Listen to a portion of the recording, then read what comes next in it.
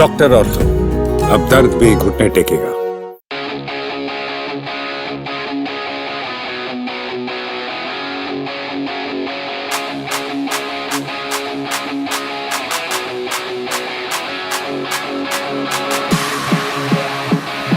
नमस्कार दोस्तों, channel 4 sports देख रहे हैं आप। आपके साथ मैं हूं क्रांत कुमार। दोस्तों, 27 साल का इंतजार श्रीलंकाई खिलाड़ियों ने खत्म किया और एक रिकॉर्ड स्थापित कर दिया। जी हां दोस्तों, 27 सालों से जो इंतजार श्रीलंका के खिलाड़ी कर रहे थे, वो आखिरकार कारनामा उन्होंने तीसरे ओडीआई में कर दिखाया। जी हां दोस्तों, टीम इंडिया को श्रीलंका ने 110 रन के मार्जिन से हराकर तीसरे वनडे मुकाबले में जीत दर्ज करी और दिखा दिया कि भाई हम युवा खिलाड़ी भी आपके सामने कुछ कम नहीं है। क्योंकि दोस्तों देखिए, जिस तरीके से कल पूरा मैच रहा, लगातार टीम इंडिया के बल्लेबाजों पर सवालिया निशान उठाए जा रहे हैं। चाहे कप्तान रोहित शर्मा की कप्तानी को लेकर तो देखिए कोई दोहराई नहीं, उनकी तरफ से जितने अथक प्रयास किए जाने थे, संभव प्रयास उनकी तरफ से किए गए।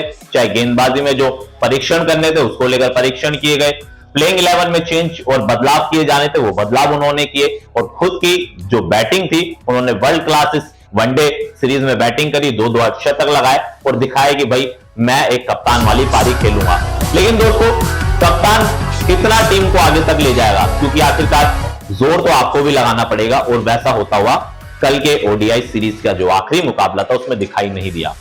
एक के बाद एक फिर से टीम इंडिया का मिडल ऑर्डर पूरी तरीके से स्पिन गेंदबाजों के आगे धाराशायी हो गया।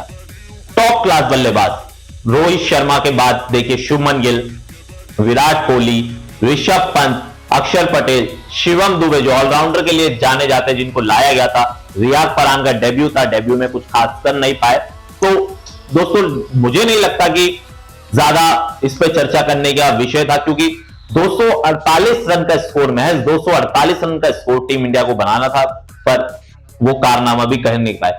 विराट कोहली स्पिनर्स के सामने स्ट्रगल करते हुए नजर आ रहे। पूरी ओडीआई सीरीज में 3 बार एलपीडब्ल्यू आउट हुए दोस्तों विराट कोहली, वो शख्स जो इतना धुरंधर बल्लेबाजी करता है, लेकिन विराट कोहली भी युवा गेंदबाजों के सामने स्ट्रगल करते हुए नजर आए, लगातार एलपीडब्ल्यू आउट हुए। वहीं अगर हम बात करें ऋषभ पंत की, बड़े हिट लगाने के लिए जाने जाते हैं शिवम दुबे, रियान पराग, अच्छे बल्लेबाज श्रीलंका के सामने कल पस्त होते नजर आए। लेकिन दोस्तों, इससे में तारीफ करनी होगी हमें श्रीलंकाई गेंदबाजों की, श्रीलंका की टीम की, क्योंकि देखिए श्रीलंका की जो टीम थी, युवा टीम थी, अच्छे जो उनके खिलाड़ी थे वो रेस्ट पर थे, चाहे वो पथीराना हो, चाहे मथीसा हो, जो बड़े खिलाड़ी थे असरंका हो, वो नहीं खेल रहे थे। उसके बावजूद भी श्रीलंकाई खिलाड़ियों ने हार नहीं मानी।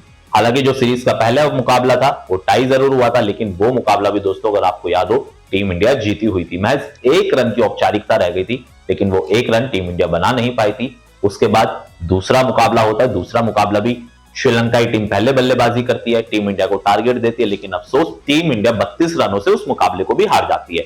वही सीरीज का तीसरा और आखिरी मुकाबला खेला जा रहा था, जिसमें श्रीलंका 1-0 से सीरीज आगे थी। वहीं अगर टीम इंडिया सीरीज जीतती तो सीरीज 1-1 की बराबरी पर रहती, लेकिन ऐसा नहीं हुआ।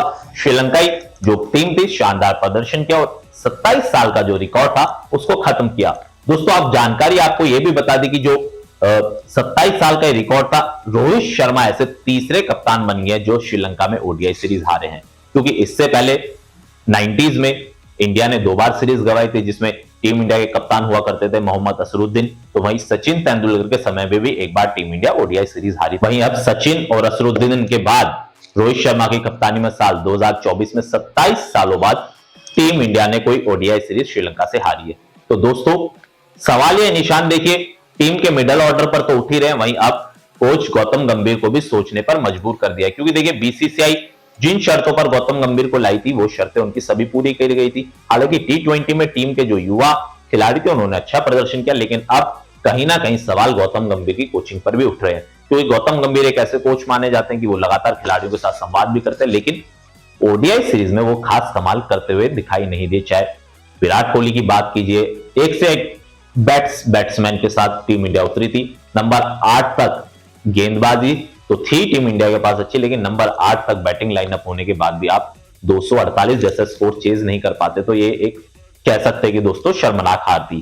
बहरहाल श्रीलंका को जीत के लिए बधाई, और टीम इंडिया को अब आगे सोचना होगा, क्योंकि दोस्तों आगे अब वर्ल्ड कप भी आने वाला है, चैंपियंस ट्रॉफी भी होनी है। ऐसे में कोच गौतम गंभीर के लिए ये जो बड़े असाइनमेंट्स है वो काफी महत्वपूर्ण हो जाती है। और सेलेक्टर्स को भी अब देखना हो कि भाई क्या टीम सिलेक्शन में कोई कमी रह गई थी, क्योंकि जिस तरीके से हार्दिक पांड्या को ड्रॉप किया गया, उनकी जगह दूसरे खिलाड़ी को इन किया गया। शुभमन गिल को वाइस कप्तान की जिम्मेदारी दी गई, लेकिन Prince of cricket Shubman Gill जाने जाते हैं, वो क्रिकेट में उन्होंने ओडीआई सीरीज में खेलते हुए नहीं दिखाया। बहरहाल श्रीलंका को बधाई, कांग्रेचुलेशन, टीम जीती है, जश्न है। 27 सालों का जो सूखा था उन्होंने वो खत्म किया। युवा खिलाड़ियों ने दिखा दिया कि भाई अगर हमारे सीनियर खिलाड़ी नहीं खेल रहे तो हम जूनियर्स भी किसी से कम नहीं है। जरूरी वीडियो देखने के लिए, इस क्रिकेट से जुड़ी सभी जरूरी वीडियो देखने के लिए हमारे चैनल को सब्सक्राइब करें, बेल आइकन दबाना ना भूलें। डॉक्टर ऑर्थो, अब दर्द भी घुटने टेकेगा।